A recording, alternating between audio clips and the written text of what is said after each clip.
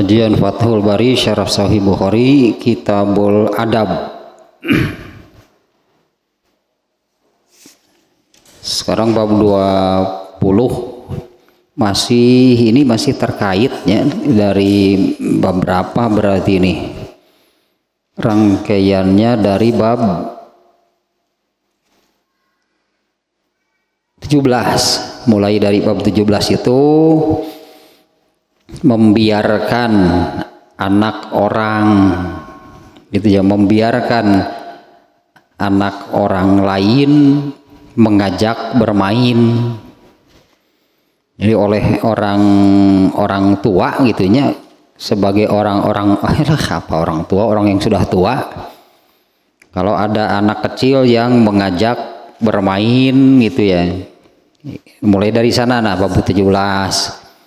Bab ke-18 nya bab menyayangi anak, anak-anak, mencium dan memeluknya. Kemudian bab ke-19 yang kemarin, nah ini Imam Bukhari ini ya, dimana bab ke-19 ini kan tentang menyayangi anak gitu intinya ya. Bab ke-19 Imam Bukhari membahas tentang rahmat Allah yang jumlahnya ada 100. Kalau hadis tentang rahmat Allah yang jumlahnya ada 100 itu sangat umum sebetulnya. Ya, makna hadis itu sangat luas. Terutama apabila bukan terutama ya, diantaranya dikaitkan dengan ya, awal mula penciptaan seluruh makhluknya itu ya, Allah menciptakan seluruh makhluknya itu dengan rahmatnya, dengan landasan rahmatnya. Nah, tapi di bab ini makanya barusan saya buka lagi nya bab sebelumnya mulai dari 17 ini tentang menyayangi anak, menyayangi anak-anak gitu ya, menyayangi, melindungi itulahnya anak, garis miring anak-anak. Tapi di bab 19 nih ini Imam Bukhari memasukkan babun ja'alallahu rahmata fi mi'ati juz'in. Ya, Allah menjadikan rahmatnya itu 100 buah. Ya, makna hadis ini sangat luas, tapi kalau di sini ini rangkaian pembahasan dari Imam Bukhari tentang menyayangi anak. Nah, sehingga makna dari hadis ini adalah untuk rangkaian bab sekarang gitu ya. Sementara hadisnya itu yang menerangkan rahmat Allah itu ada 100. Nah, di dalam rangkaian bab tentang menyayangi anak, maknanya adalah, nah apalagi dari redaksi hadisnya gitu ya. Redaksi hadisnya yang menyebutkan di akhir redaksi hadisnya dengan rahmat Allah yang satu, ya, rahmat Allah itu ada 100, yang satu Allah gunakan. Kalau di hadisnya Allah menurunkannya ke bumi, sehingga itu di bumi dengan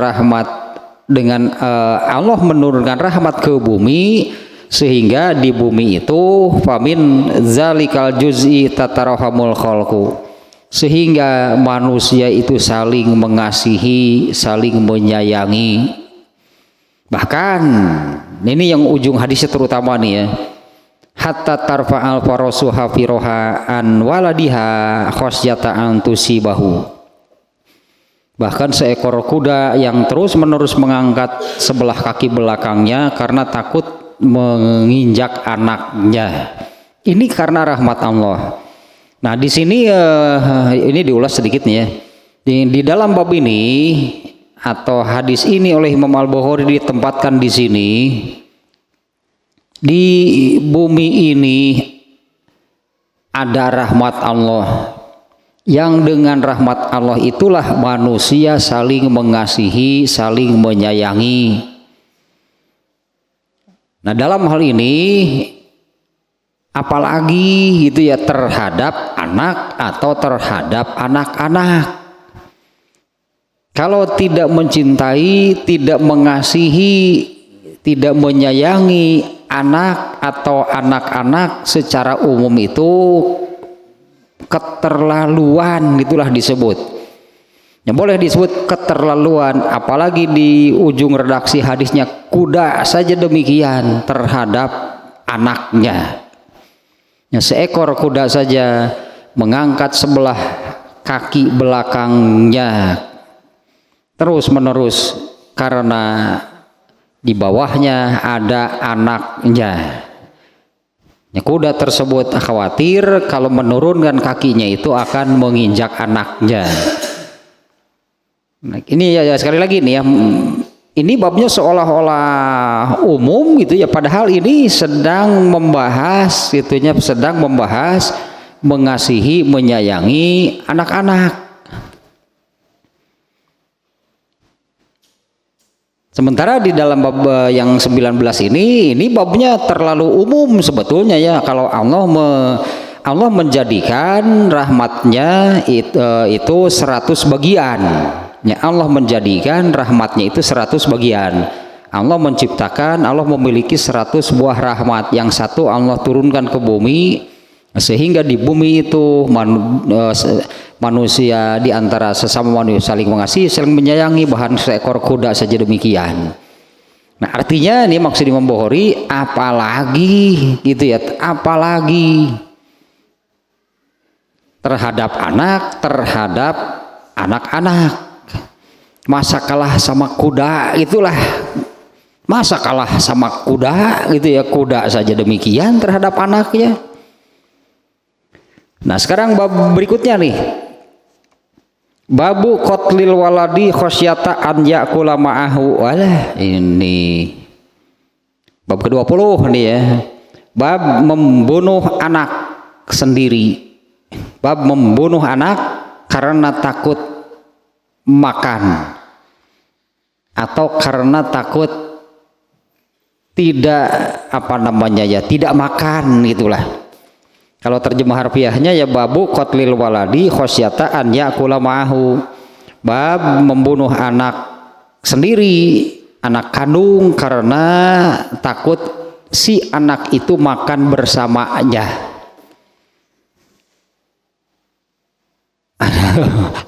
Ada gitunya yang seperti ini ya, tapi ada nih hadisnya yang begini nih, bab membunuh anak sendiri, yang membunuh anak kandung karena takut makan bersamanya atau karena takut tidak bisa makan, sieun teu kaparaban sekurang sunama, sieun teu kaparaban, oh nepi kok kitu, sieun teu kaparaban eta budak dicekek. Bab membunuh anak kandung karena takut makan bersamanya gitunya, kalau terjemah harfiahnya demikian di judulnya. Nah, hadisnya an Abdillahi radhiyallahu anhu qala, qultu ya Rasulullah ayyuz dzanbi a'zamu, qala an taj'ala lillahi niddan wa huwa khalaqaka. Qultu summa ayyun, qala an taqtula waladaka khosyata an ya'kula ma'aka. Qala summa ayyun, qala an tuzaniya halilata jarika. Wa anzalallahu ta'ala tasdiqa qaulin nabiyyi sallallahu alaihi wasallam wallazina la yad'una ma'allahi ilahan akhar. Hanya ada satu nih hadisnya di dalam bab ini ya, dari Abdullah, semoga Allah meridhoinya. Abdullah di sini Abdullah bin Mas'ud, nitnya Ibnu Mas'ud, lebih dikenal dengan Ibnu Mas'ud. Karena kalau menyebut Abdullah itu Abdullah bin Abbas, Abdullah bin Umar, Abdullah bin Amr, di semuanya lebih dikenal dengan Ibnu Abbas, Ibnu Umar, Ibnu Amr. Nah, kalau disebut Abdullah saja gitu biasanya hanya kebanyakan di dalam hadis seperti ini dari Abdullah gitu ya, menyebut sahabat Abdullah itu Abdullah bin Mas'ud. Karena dia lebih senior daripada Ibnu Abbas, Ibnu Umar, Ibnu Amr. Mereka itu Abdullah ya, sahabat-sahabat kecil disebutnya. Ya, dari Ibnu Mas'ud, semoga Allah meridhoinya, dia berkata, aku bertanya kepada Rasulullah SAW, ya, wahai Rasulullah, ayyuzan bi'a'zomu, dosa apa yang paling besar? Qala, Rasulullah SAW menjawab, antaj'ala lillahi niddan wa huwa khalaqaka. Kamu mengadakan bagi Allah sekutu atau menyekutukan, gitulah ya, menyekutukan, bahasa Arabnya bahasa lainnya syirik. Kamu mengadakan bagi Allah sekutu, wa huwa khalaqaka, padahal dialah yang telah menciptakan kamu. Ini yang pertama nih ya, Ibnu Mas'ud nih ya bertanya, dosa apa yang paling besar? Rasulullah menjawab, kamu mengadakan bagi Allah sekutu padahal dialah yang menciptakan kamu. Kemudian kemudian aku bertanya lagi, summa ayun, kemudian urutan kedua gitu ya, setelah itu apa?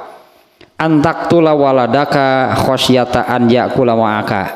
Nah, ini nih yang karena ini kan judulnya tadinya judulnya mulai dari bab 17 ini bab menyayangi anak gitu ya, menyayangi anak, garis miring anak-anak. Nah, yang kedua, kemudian dosa terbesar itu apa? Yang kedua, kamu membunuh anakmu sendiri karena takut ia makan bersama kamu. Terjemahnya saja dulu demikiannya. Qala, kemudian aku bertanya lagi, summa ayun. Kemudian urutan berikutnya apa? Qala, Rasulullah SAW menjawab, antuzania halilata jarika, kamu berzina dengan tetanggamu.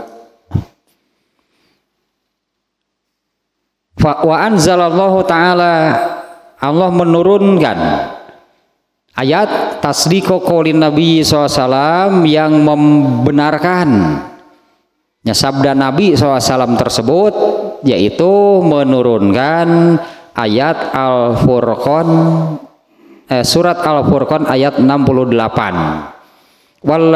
Ayatnya tentang syirik sih, ayatnya tentang syirik, bukan tentang membunuh anak. Wallazina la yad'una ma'allahi ilahan akhar, dan orang-orang yang tidak menyeru bersama Allah, saya terjemah tarbiyah nanti, wallazina la yad'una ma'allahi ilahan akhar, dan orang-orang yang tidak menyeru bersama Allah Tuhan yang lain. Intinya sama sebetulnya ayat ini, orang-orang yang tidak menyekutukan Allah. Nah, demikiannya terjemahnya nih. Yang berkaitan dengan babnya, yaitu poin keduanya dari hadis ini. Pertanyaan kedua dari Ibnu Mas'ud, ya pertanyaan keduanya setelah Ibnu Mas'ud bertanya dosa paling besar, dosa terbesar itu apa? Menyekutukan Allah. Kemudian setelah itu apa? Membunuh anak kandung karena takut ia makan bersama kamu. Nah, ini ya, yang kedua nih yang berkaitan dengan bab sekarang. Nah, adapun makna hadisnya ada ini nih yang kalau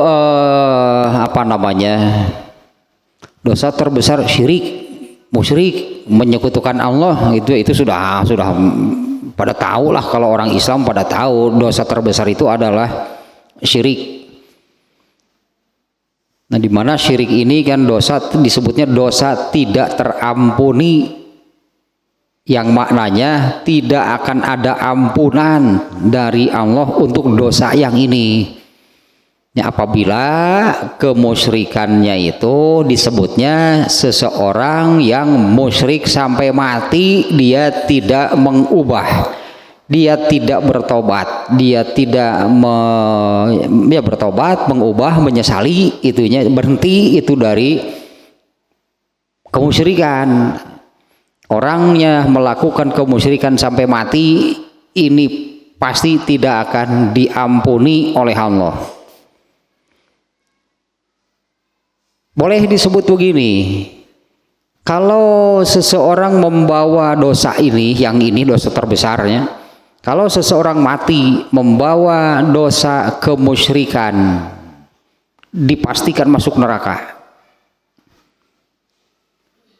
Punya amal soleh sebesar apapun, gitu disebutnya, punya amal soleh sebanyak apapun, nggak akan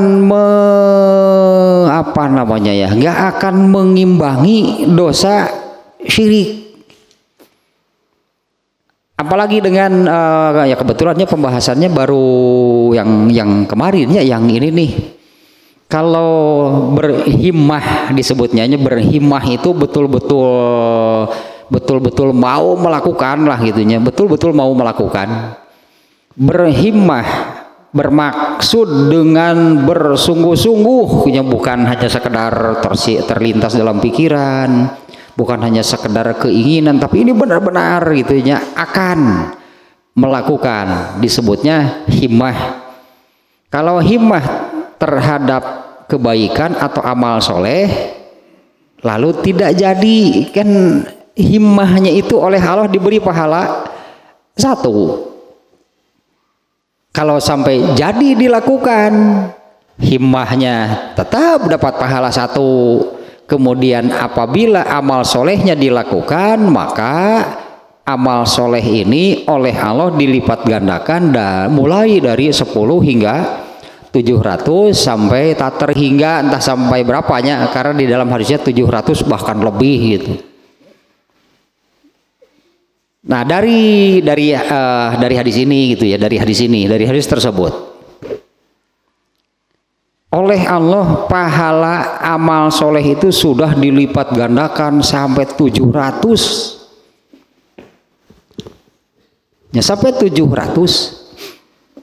Sementara kalau berhimmah kepada keburukan, benar-benar akan gitu melakukan keburukan, lalu dia mengurungkannya, lalu mundur, tidak jadi berbuat, himmahnya diberi pahala oleh Allah, diberi 1. Ya, dengan mundur tidak jadi itu berbuat keburukannya, itu oleh Allah himmahnya itu diberi pahala 1. Kalau tidak jadi dilakukan berbuat dosa, ya tidak ada lah dosanya. Kalau jadi berbuat dosa, tidak ada dosa yang dilipat gandakan balasannya. Kalau perbuatan dosa nilainya 10, ya 10 lah yang tertulis, 10 lah balasan dari Allah, karena nilai dosanya memang 10.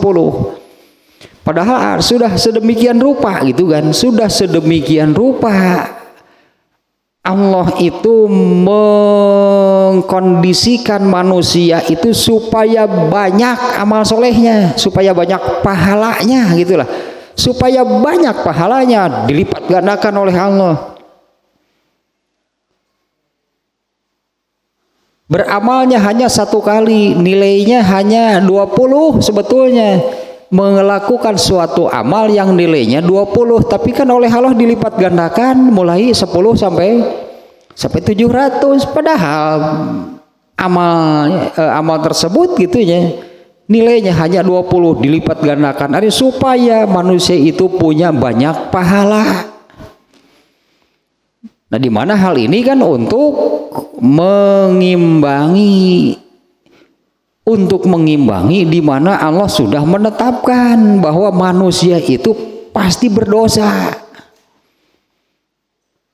Manusia itu pasti berdosa kalau Allah tidak katakannya kalau Allah tidak melipat gandakan pahala amal soleh dengan ketetapan dari Allah nih.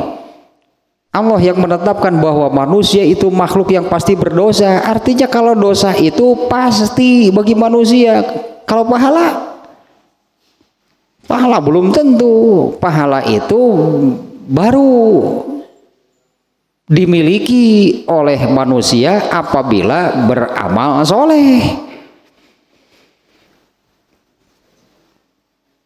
Jangankan kemusyrikan, dosa yang terbesar, manusia tidak sadar saja manusia pasti berdosa. Dengan hal yang tidak disadari saja manusia itu berdosa, apalagi dengan kemusyrikan. Nah, untuk dosa kemusyrikan ini gitu ya, untuk dosa kemusyrikan ini seseorang punya pahala sebanyak apapun tidak akan mengimbangi dosa kemusyrikan. Pasti jauh lebih kecil, pasti jauh lebih sedikit jumlah amal soleh yang bisa dilakukannya dibandingkan dengan dosa kemusyrikan. Karena kan dosa itu yang pertama untuk yang disebut dosa itu satu diampuni oleh Allah. Berarti kan dosanya diputihkan gitulah. Itu Allah yang melakukan. Kalau tidak mendapatkan ampunan dari Allah, maka Allah akan menghapus dosa seseorang itu dengan jumlah pahala yang dimilikinya. Nah, kalau ternyata jumlah amal solehnya kurang, dosanya lebih besar. Punya amal soleh hanya 100, dosanya 750.000. Itu hari dosa kan 100 amal soleh kan 100 siki dosa na 2 juta kumaha tuh. Yang terhapus berapa? Ya sebanyak pahala yang bisa dikumpulkan. Nah, kalau untuk dosa kemusyrikan itu seseorang punya amal soleh sebanyak apapun nggak akan bisa mengimbangi satu dosa terbesar, yaitu kemusyrikan. Ampunan dari Allah pasti tidak didapatkan untuk dosa yang ini. Kemudian jumlah amal solehnya pasti tidak akan bisa mengimbangi besarnya dosa kemusyrikan. Sehingga kalau seseorang yang mati membawa kemusyrikan pasti ke neraka dulu. Jumlah amal solehnya juga digunakan penghapus mal karasaeun ku dosa musyrik mah. Penghapus sakitu atuh emang punya amal soleh berapa banyak untuk mengimbangi dosa ini, karena ini dosa terbesar itu ya. Nah, di sini Allah Allah tetapkan bahwa kamu mengadakan sekutu atau kamu syirik, kamu menyekutukan Allah wa huwa khalaqaka, padahal dialah yang menciptakan kamu. Nah, itu alasannya. Itu alasannya kenapa kata boleh disebut lagi itunya, kenapa Allah menetapkan syirik kemusyrikan itu dosa terbesar. Ya ini wa huwa khalaqaka, karena yang menciptakan manusia itu adalah Allah. Jadi harus menghamba itu kepada siapa? Jadi harus menghamba itu kepada siapa? Harus sujud, tunduk, patuh, taat itu kepada siapa? Ini wa huwa khalaqaka, padahal dialah yang menciptakan kamu. Dosa kemusyrikan itu Allah tetapkan sebagai dosa terbesar itu karena langsung kita mau hubungannya, kaitannya langsung dengan Allah. Allah disekutukan itu artinya Allah ditempatkan, diposisikan sedemikian rendahnya sehingga sejajar dengan salah satu makhluknya. Eta nu pika nyirieun mah. Karena kan disekutukan itu artinya disamakan, disejajarkan, disepadankan gitu antara Allah yang lain. Nah, yang lainnya ini siapa? Pasti salah satu makhluknya. Nah, artinya kan merendahkan Allah sedemikian rupa sehingga Allah itu sejajar dengan salah satu makhluknya. Padahal Allah itu kan Rabbul Alamin. Nah, ini di sini Rabbul Alamin teh padahal Dia yang menciptakan kamu. Allah yang menciptakan seluruhnya. Lalu Allah disejajarkan dengan salah satu ciptaannya, ta'atano. Kesalahan terbesar namanya, sehingga Allah tetapkan sebagai dosa terbesar. Ini dari ini nih alasannya nih, wa huwa khalaqaka, padahal Dialah yang menciptakan kamu. Dosa terbesar itu apa? Kamu menyekutukan Allah padahal Dialah yang menciptakan kamu. Nah, kemudian yang kedua, yang ini dia. Di sini di kitab Fathul Barinya tidak banyak pembahasannya, tidak banyak nih pembahasan dari Ibnu Hajar Al Asqalani. Karena penjelasan tentang hadis ini, ini hadis yang dimuat berulang.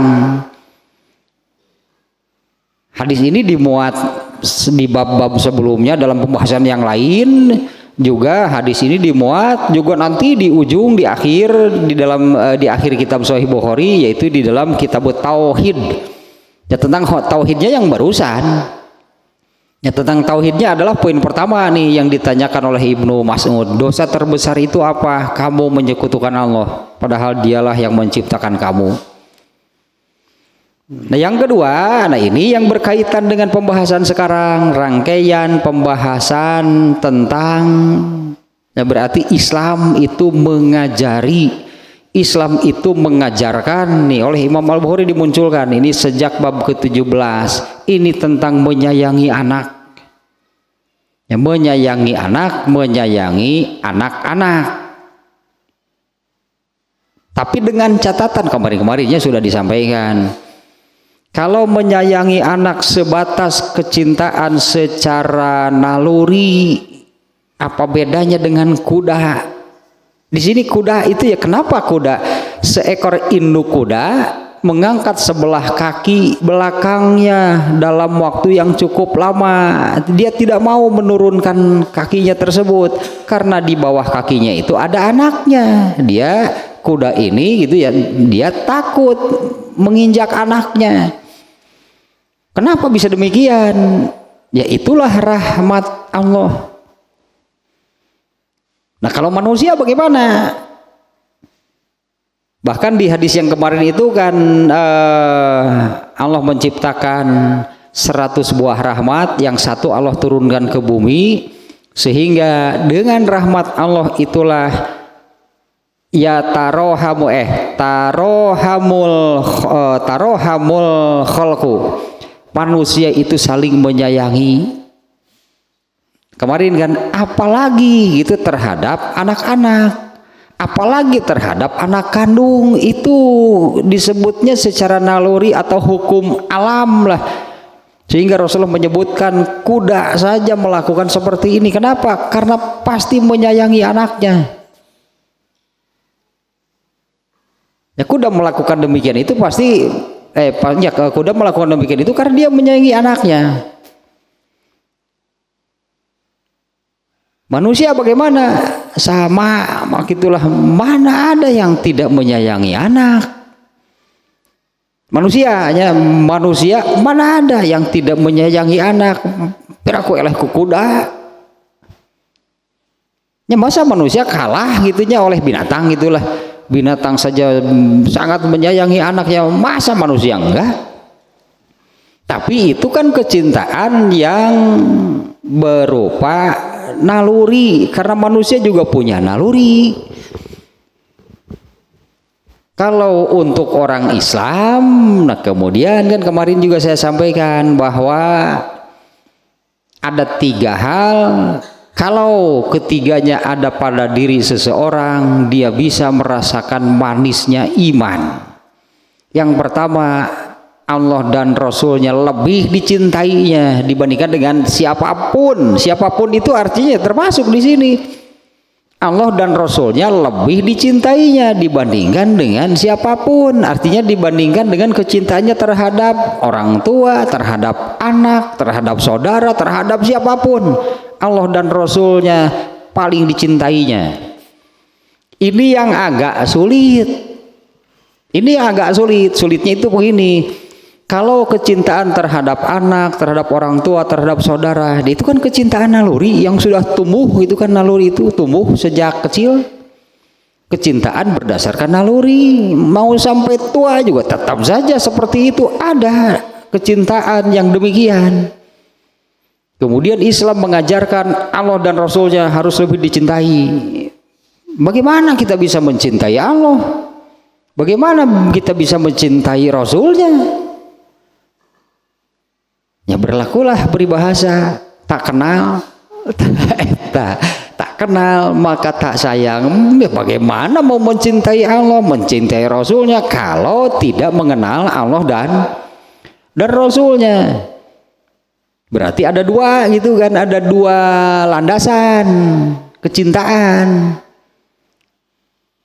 Satu, kecintaan berdasarkan naluri, itu sudah ada pada setiap manusia, orang kafir sekalipun. Yang seperti ini jangankan orang kafir, binatang juga demikian. Sementara kecintaan terhadap Allah dan Rasulnya, ini kecintaan yang landasannya ilmu.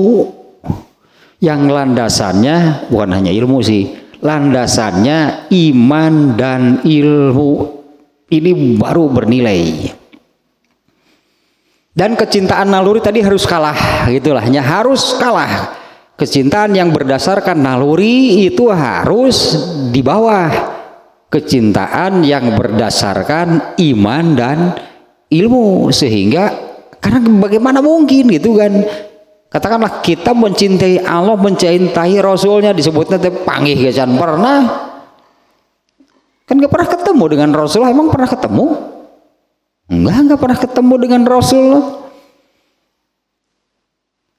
Tapi Islam mewajibkan, wajib begitu. Islam mewajibkan Allah dan Rasulnya yang harus paling dicintai, lebih dicintai dibandingkan dengan siapapun. Nah kemudian yang kedua kan, mencintai siapapun. Seseorang mencintai orang lain, karena orang lain tentunya bukan artinya orang lain itu kan bisa dalam lingkungan keluarga, bisa jadi memang orang lain sama sekali. Mencintai siapapun, tapi tidak mencintainya kecuali karena Allah. Artinya ilmu lagi landasannya. Kecintaan terhadap ini nih sekarang kan mencintai anak itu kan menyayangi, mengasihi, mencintai anak.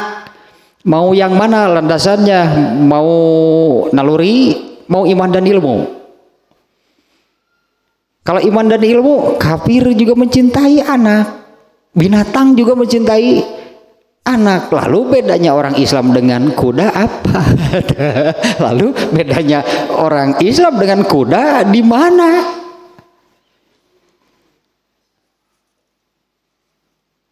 Kalau mencintai anak tanpa landasan iman dan ilmu, kamu nggak ada bedanya dengan kuda yang disebutkan di hadis ini. Kan Rasulullah mengambil contoh kuda. Gak akan bernilai gitu. Kecintaan yang demikian itu tidak bernilai, karena itu bukan dengan landasan yang diturunkan oleh Allah, yaitu ilmu. Yaitu ilmu. Dimana ilmu dari Allah ini kan harus diimani, artinya dipercaya bahwa ilmu dari Allah itu benar. Nah orang Islam itu artinya dalam bab sekarang nih ya, pertanyaan kedua itu kan, dosa terbesar urutan kedua apa? Kamu membunuh anak kamu sendiri karena takut dia makan bersama kamu. Artinya muncul orang mah sieun kasaro rezeki, sieun gitu rezeki untuk dirinya itu, jadi kudu bagi-bagi jeung budak. Baheula mah kercan boga budak asal rada leuheung hirup teh, ayeuna geus boga budak, dibagi-bagi mun rezeki teh. Nah, itu pikiran manusia. Itu pikiran manusianya. Ya katakanlah kalau seseorang punya penghasilan, seseorang sudah punya penghasilan,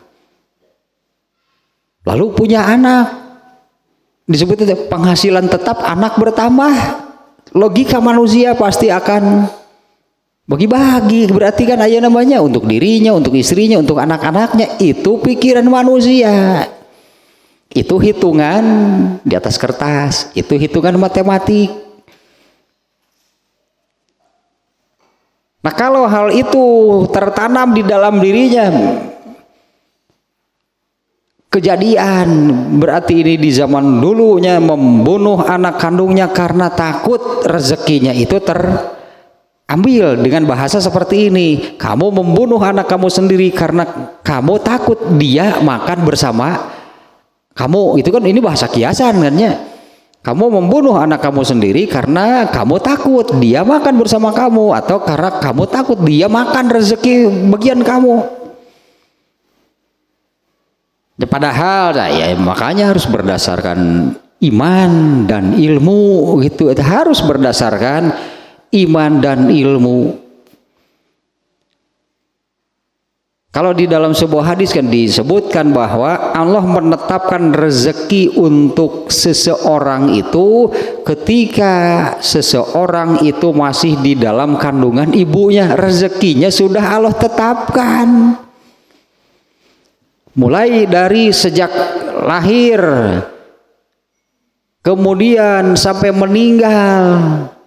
Berarti dalam jatah usia yang Allah tetapkan, sejak mulai dia lahir sampai dia meninggal, tidak ada rezeki bagiannya yang belum tersampaikan. Itu tidak ada.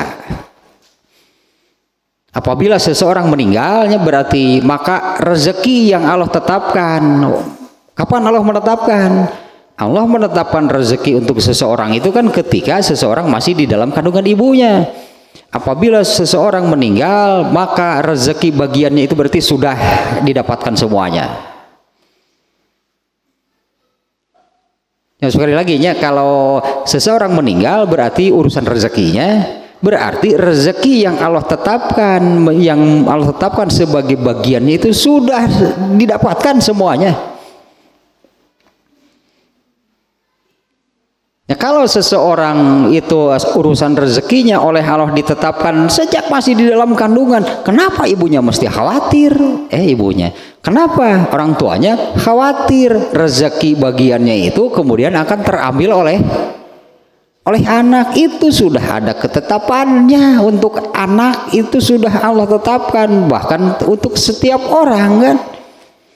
Jeung teu nyadar di beureuh ai baheula bapana sieun teu siga kitu, ai manehna bet sieun baheula ge siga lamun baheula bapana berpikir dengan cara yang sama, manehna teh eueuh teh geus dikubur tah keur budak keneh ge.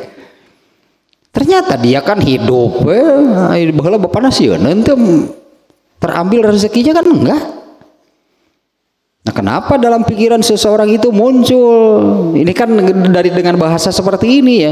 Kamu membunuh anak kamu karena kamu takut dia, anak kamu, makan bersama kamu. Artinya rezekinya terambil karena kamu takut rezeki kamu terambil. Pan baheula ge bapana teh beureunan ngurus manehna. Tuh kitu teh sieun. Nah, di mana meni ulah ku anak, ulah ku anak ya, takut terambil rezekinya. Ini bahasanya bahasa kiasan ya. Kamu takut anak kamu itu makan bersama kamu, bukan soal makan bersama, nanti tinggal misahkeun we soal buka bersama atau buka masing-masing itu. Bukan makan bersama, tapi maksudnya kamu takut rezeki bagian kamu itu terambil oleh anak kamu. Padahal kan rezeki itu bagi setiap individu sudah Allah tetapkan sejak seseorang masih di dalam kandungan ibunya. Sudah Allah tetapkan lah, begitu lahir rezekinya. Malahan anak yang lahir itu kan memberi rezeki kepada ibu bapaknya. Ketika ada yang lahir, tetangga pandaratang marawa kue gitu, emang budak dahar kue gitu. itu budak bagus mere rezeki tah kainung bapana kakara lahir ge. Ya kan suka demikian kan kalau ada yang lahiran gitu sebutannya. Kalau ada yang lahiran, ya saudaranya, entah tetangganya atau kawan-kawannya, itu kan sudah datang kan, suka memberikan sesuatu lah, anggaplah gitunya. Terus datang teh mawa leupet jeung kurupuk, emang keur budak lain teh keur kolotna, sok tuh budak pas sudah memberi rezeki mah di kolotna ngadon sieun. Cek budak teh cek budak teh baheula nyaho kitu eta kerupuk jeung leupeut moal dibikeun si ari itu ngirim keur saha anjing cek budak teh padahal anak itu sudah memberi rezeki kepada ibu bapaknya. Itulah pikiran sederhananya teman demikian. Kenapa ibu bapaknya kemudian jadi takut kalau rezekinya itu terambil oleh anaknya? Yang padahal kan yang tadi lahnya setiap manusia yang dilahirkan Allah yang memberi rezekinya, bukan ibu bapaknya. Ya, karena hakikatnya semua manusia yang lahir itu adalah makhluk baru, manusia baru, ciptaan Allah. Jadi bukan buatan ibu bapaknya yang memberi rezeki, bukan ibu bapaknya. Allah yang menciptakan, Allah yang memberi rezeki. Itu kan diantaranya dijadikan bacaan sholat jenazah ya.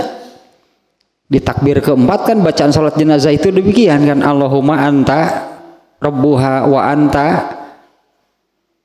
Allahumma anta rabbuha wa anta khalaqtaha wa anta rozaqtaha. Ya Allah, engkaulah yang mengurusnya, engkaulah yang telah menciptakannya, engkaulah yang telah memberi rezekinya. Rezeki itu Allah yang memberi.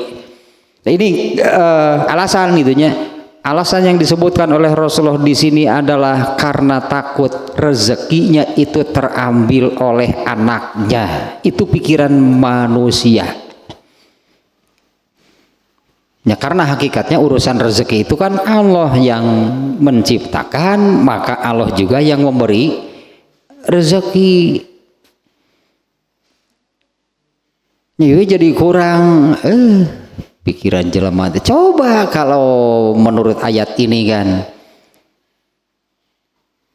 surat At-Tolak itu surat berapa yang ya ayyuhallazina amanu ittaqullaha, ya wahai orang-orang yang beriman, bertakwalah kamu kepada Allah. Yaj'allahu makhraja, Allah akan memberikan jalan keluar bagi setiap masalah. Wa yarzuqhu min haitsu la yahtasib, dan Allah akan memberi rezeki dari jalan yang tidak disangka-sangka. Suka diterjemahkan demikian ya, tidak disangka-sangka teh atuh ya. Atuh disangka-sangka teh buat nyoh-nyoh ketinggalan karung geus sina duit loba duit mah ngan paeh jalan mah lantaran ningang kana sirahna eta kitu wae nu kapikir teh rezeki tidak disangka-sangka teh ngan duit kok mun dikitukeun ku Allah teh tah atuh tah sakarung ngan ningang kana sirah duitna loba sakarung tapi jelemana paeh da ketinggang ke duit. Atuh da rezeki dengan kalau menyebut rezeki teh yang terbayang itu hanya uang harta terlalu sempit gitu ya, terlalu sempit memaknai rezeki demikian. Nah ayat yang tadi kan Allah menjamin sebetulnya bertakwalah kepada Allah, pasti Allah yang akan memberi jalan keluar. Yaj'allahu makhraja. Seringkali kan manusia takwana henteu tapi ketika punya masalah mengadu kepada Allahnya nyaan sampai menitikan air mata, memohon bantuan, memohon pertolongan, memohon Allah segera menyelesaikan masalahnya. Takwanya enggak. Air mata buaya air mata buaya darat deh. Depan buaya teh aya dua, aya tilu kita buaya air tawar, buaya air asin, buaya darat. Ini bertakwanya enggak, tapi kalau sedang punya masalah mengadu kepada Allah sedemikian rupa, malas cek Allah teh. Karena Allah sudah jamin sebetulnya, Allah yang akan memberi jalan keluar. Bertakwalah kepada Allah, pasti Allah akan memberi jalan keluar. Kemudian satu lagi kan, bertakwanya enggak, tapi rezekinya hayang loba.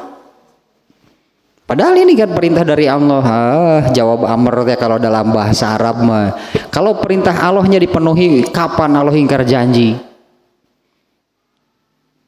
Nah, Allah akan memberi jalan keluar untuk setiap masalah, karena yang menurunkan masalah juga Allah. Dan Allah lah yang akan menunjukkan jalan keluarnya. Kemudian wa yarzuqhu min haitsu la yahtasib. Bukan tidak disangka-sangka sebetulnya, terjemahnya mungkinnya yang lebih pas mah Allah akan memberi rezeki dari jalan yang tidak akan terpikir oleh kamu. Mau kepikir lah gitunya, tidak akan terpikir, tidak akan terjangkau, sehingga di luar prediksi, di luar dugaan. Ya, bagaimana cara Allah memberi rezeki? Itu urusan Allah, dan manusia tidak akan bisa menjangkaunya, tidak akan bisa memikirkannya. Makanya di hadis ini yang terpikir oleh manusia kan, kalau penghasilan sekian, punya anak satu terambil oleh satu, punya anak dua terbagi-bagi, punya anak tiga terbagi-bagi. Itu pikiran manusia. Ya, padahal yang tadi itulahnya, makanya ini jelas melanggar. Ini jelas melanggar. Nah, dan kalau untuk melanggarnya itu ya karena kenapa gitu, sebagai orang tua itu mesti mengkhawatirkan rezeki dirinya itu terambil oleh anak-anaknya. Itu kan melanggar, itu kan bertentangan dengan hadis yang tadi, bahwa setiap manusia yang dilahirkan itu rezekinya sudah Allah tetapkan, sudah Allah siapkan. Tidak saling mengambil antara anak dan orang tua, rezekinya tidak saling coceng. Rezeki orang tua kacoceng ku budak. Nah, ente rezeki budak atuh. Eta rezeki budak eta mah. Hanya jalannya melalui orang tuanya gitu, berarti hanya jalannya, sebabnya, jalannya rezeki dari Allah sampai kepada si anak itu melalui orang tuanya, di mana bagi orang tuanya Allah tetapkan menjadi amal soleh. Bagi orang tuanya gitunya Allah tetapkan menjadi amal soleh. Itu kan sangat bertentangan. Ini malah ketakutan rezekinya terambil, terbagi-bagi kepada anak-anaknya. Nah, kalau sampai membunuhnya, nah itu sebagai dosa terbesar setelah syirik. Ya, dosa terbesar setelah syirik. Nah, ini jauh, berarti ini sangat bertentangan dengan ini. Kalau kita lihat rangkaian babnya sekarang ini kan tentang menyayangi anak, ini malah membunuh anak. Mestinya menyayangi anak gitu. Ini bab ini ya, babu qatlil waladi khasyata an ya'kula ma'ahu. Bab membunuh anak kandung karena takut rezekinya terambil. Ini sangat itu bertentangan dengan bab sebelumnya. Bab sebelumnya hanya yang terdekat. Allah menciptakan 100 buah rahmat, yang satu Allah turunkan ke bumi. Dengan rahmat Allah itulah tarohamul kholku, saling mengasihi, saling menyayangi di antara sesama manusia. Nah, kalau ini kan rahmat Allahnya di mana? Kenapa orang ini nggak kebagian? Karena dengan rahmat Allah itu di hadis sebelumnya kan di antara sesama manusia itu ya saling mengasihi, saling menyayangi di antara sesama manusia. Ini malah membunuh anak kandung lagi. Apa orang ini nggak kebagian rahmat Allah gitu, gimana? Karena dengan rahmat Allah itu kan ya muncullah, terjadilah saling mengasihi, saling menyayangi di antara sesama manusia. karena takut rezekinya terbagi, karena takut rezekinya terambil oleh anak. Kalau di dalam hadis ini kemudian sampai membunuhnya, ini tentu jauhnya dari, kalau pembahasan sekarang ini kan tentang menyayangi anak, menyayangi anak-anak. Nah, tapi yang ini yang tadinya yang tentang iman sih, yang tadi sebetulnya tentang iman. Ada 3 hal, kalau ketiganya ada pada diri seseorang, maka dia akan bisa merasakan manis, nikmatnya iman. Unsur pertama adalah yang tadi, Allah dan Rasulnya lebih dicintai. Mengalahkan siapapun, artinya kecintaan terhadap orang tua. Kalau seorang anak lah, kecintaan terhadap orang tua, seorang tua kecintaan terhadap anak, kecintaan terhadap saudara kandung, terhadap saudara keluarga besar, terhadap kawan, terhadap siapapun. Allah dan Rasul yang lebih dicintai dibandingkan dengan kecintaannya terhadap siapapun. Nah, kemudian unsur kedua, mencintai seseorang tapi tidak mencintainya kecuali karena Allah. Nah, ini yang disebut karena Allah itu artinya dengan muatan agama, dengan landasan agama, bukan dengan landasan naluri. Termasuk dalam pembahasan sekarang ini, mencintai anak, kalau landasannya landasan kecintaan naluri, apa bedanya kamu dengan kuda? Sama. Mencintai anak berdasarkan naluri. Orang kafir mencintai anaknya, iya. Kenapa bisa demikian? Itu karena rahmat Allah. Artinya rahmat Allah yang demikian itu kuda kebagian, orang kafir kebagian. Masa orang Islam enggak? Kalau orang Islam itu berarti ada 2 gitu yang tadi. Kalau mencintai anak-anak berdasarkan naluri, nggak ada bedanya dengan orang kafir, bahkan nggak ada bedanya dengan binatang. Kalau orang Islam itu harus dengan landasan iman dan ilmu. Ilmunya Allah turunkan, kita mengimani. Barulah itu kecintaannya itu bernilai. Masuk ke dalam unsur kedua yang tadi. Unsur kedua, untuk bisa merasakan manis dan nikmatnya iman itu adalah mencintai siapapun harus karena Allah. Mencintai karena Allah itu artinya mencintai dengan muatan agama. Landasannya agama dalam mencintai, bukan lagi landasan naluri, bukan lagi kecintaan yang ada dan tumbuh secara alamiah. Harus dimasukkan muatan agama. Misalnya, ya contohnya, kamari di dalam naonnya. Oh, di kitab Riqaq sih pembahasannya di yang hari Jumat. Dibawakan atau didatangkan sekelompok tawanan perang kepada Rasulullah SAW. Di antara tawanan perang tersebut ada seorang perempuan, di mana dia ini, perempuan ini, dia ini tidak kuat, tidak akan kuat kalau di antara tawanan tersebut ada anak kecil atau bayi yang masih menyusui lah gitunya, yang masih menyusu. Apabila ada bayi atau anak kecil yang masih menyusu menangis, pasti dia akan ambil dan kemudian menyusuinya. Itunya ada didatangkan kepada Rasulullah SAW sekelompok tawanan perang. Di dalam tawanan perang tersebut ada seorang ibu yang demikian.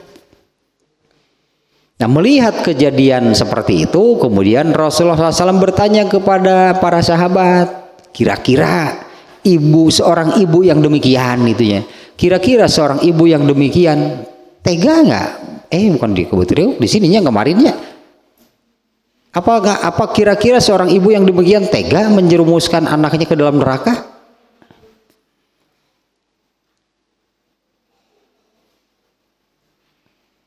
Apa ada ya secara umum juga apa ada gitu seorang ibu yang tega menjerumuskan anaknya, membiarkan anaknya masuk ke dalam neraka?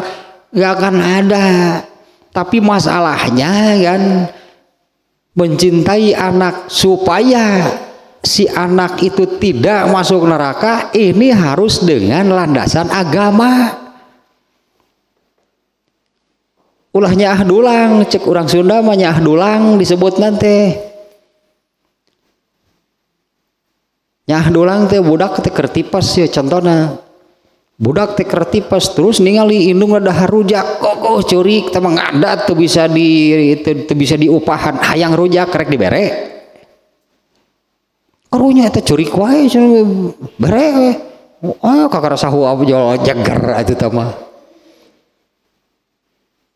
Ya sebutnya hadulang teh kitu eta teh nya kumaha teh. Sidik budak teh keur tipas misalnya keur gering tipas ari indung lo tuh kira-kira dah rujak jeung seblak segitu hareupeun. Dasar indungna mah nyase we tah dahar rujak dahar seblak. Budak rek kabitaeun curik ngadat ke hayang tah mau dikasih enggak? Tanya dulang teh contohna nu kitu dibere nya karunya teh budak curik wae cenah hayangan kumaha tuh. Dibere we. Kakara sahuap ge jol ngalepak ku budak teh. Lain nya nu kitu menyilakakeun gitu kan nyah dulang teh kitu sebutna teh. Disebut nyah dulang teh iya, masa tidak mencintai anaknya, tapi kan bukannya kalau dilakukan itu malah mencelakakan. Nah yang kemarin itu banyak sebetulnya orang tua yang demikian mencintai anak, iya gitu kan, mana ada orang tua yang tidak mencintai anaknya, tapi mau bagaimana? Kalau berdasarkan kecintaan nalurinya sok bere tah, padahal rujak teh level 10 atuh ladana ge. Budak teh kok gitu ceurik kita lain ge nya nu kitu nyilakakeun disebutna. Coba kalau berdasarkan ilmu, itu bukan ilmu agama we. Kalau berdasarkan ilmu, orang yang sedang sakit tipes boleh makan pedas? Kan tidak boleh ya. Eta berarti ilmu landasannya. Artinya namanya. Tapi kalau dikasihkan malah mencelakakan. Tangke deui tong jajan seblak atuh budak gering tipes. Nah, jadi gitu. Tuh kata kita nyarek hobi. Hobi itu karena eta kerujak karena eta jadi budak hayangeun. Kalau berdasarkan ilmu kan, kalau si ibu ini tetap berpegang teguh kepada ilmu, dia tidak akan memberikan makanan yang akan mencelakakan anaknya. Ya kalau ini kalau ilmunya ilmu agama, berdasarkan ilmu agama ya pastilah tidak akan menjerumuskan anaknya ke dalam neraka. Nah, hanya sayangnya nyah dulang tidak diajarkan gitu kepada anaknya itu ini jalan ke surga, ini jalan ke neraka. Nah, indungna gitu apaleun geuningan, indung bapak teh teu apaleun jalan ka surga anu mana, jadi teu ngarasa menjerumuskan anaknya ke dalam neraka. Padahal si ibunya, si bapaknya, mereka tidak bisa menunjukkan jalan ke surga yang mana. Nah ini kembali ke sini nih ya, poin keduanya tentu ini sangat bertentangan ya dengan apa yang sedang dibahas oleh Imam Al-Bukhari nya tentang menyayangi anak. Dan kalau seperti ini ya sampai membunuh anak dengan landasan itu takut rezekinya itu terambil, takut rezekinya itu terbagi-bagi kepada anak-anaknya. Pemikiran demikian itu banyak bertentangan dengan banyak hal gitulah di dalam agama Islam. Termasuk bertetangga dengan bab sebelumnya, kuda saja menyayangi anaknya, masa ini manusia malah membunuh anak kandungnya. Kemudian soal rezeki lah itu tadinya, bukan ibu bapaknya yang memberi rezeki kepada anak, karena setiap manusia yang dilahirkan itu sudah Allah siapkan rezekinya, Allah lah yang memberinya rezeki. Nah kemudian poin ketiga gitu ya, termasuk dosa besar itu yaitu kamu berzina dengan tetangga kamu. Zina iya, mau dengan tetangga mau siapapun, tak terlebih lagi, tapi ini ya terlebih lagi kalau berzinanya itu dengan tetangga, itu dosa besar yang ketiganya di dalam hadis ini. Seperti juga ketika Rasulullah ditanya amal apa yang terbaik, ada beberapa jawaban gitu dari Rasulullah SAW ya. Di satu hadis Rasulullah menyebutkan amal terbaik itu adalah beriman. Yang ditanyakannya gitu, amal terbaik itu apa? Beriman kepada Allah. Artinya beriman itu termasuk amal, karena ini yang ditanyakan amal terbaik itu apa? Beriman kepada Allah. Nah kemudian di kesempatan lain Rasulullah ditanya hal yang sama, amal terbaik apa? Sholat di awal waktu. Jadi kalau dari jawaban tersebutnya ini beda nih. Untuk orang yang kurang iman, apa kamu kurang iman? Nah gitu. Ditanya nanti miskin. Untuk yang kurang iman Rasulullah menjawab apa? Beriman kepada Allah gitu kan. Tapi ketika ditanya pada kesempatan lain, ditanya oleh sahabat yang berbeda, amal apa terbaik? Sholat di awal waktu. Nah iya. Untuk ini juga sama gitu. Dosa terbesar itu apa? Di bab sebelumnya juga sudah ininya tentang pertanyaan dosa terbesar. Satu, menyekutukan Allah. Yang kedua, uququl walidain. Kalau di bab birrul walidain mah dosa terbesar urutan kedua itu adalah durhaka kepada orang tua. Kalau di sini urutan keduanya adalah membunuh anak karena takut rezekinya terambil. Soal ini sudah sangat jelas sebetulnya. Untuk bab sekarang ya, Imam Bukhari itu kan mengambil judulnya dari redaksi hadis. Nah tentu pembahasan ini masih dalam rangkaiannya, dan mulai dari bab ke-17 bab menyayangi anak. Nah nanti bab berikutnya itu bab meletakkan anak di pangkuan. Bab berikutnya bab meletakkan anak di paha.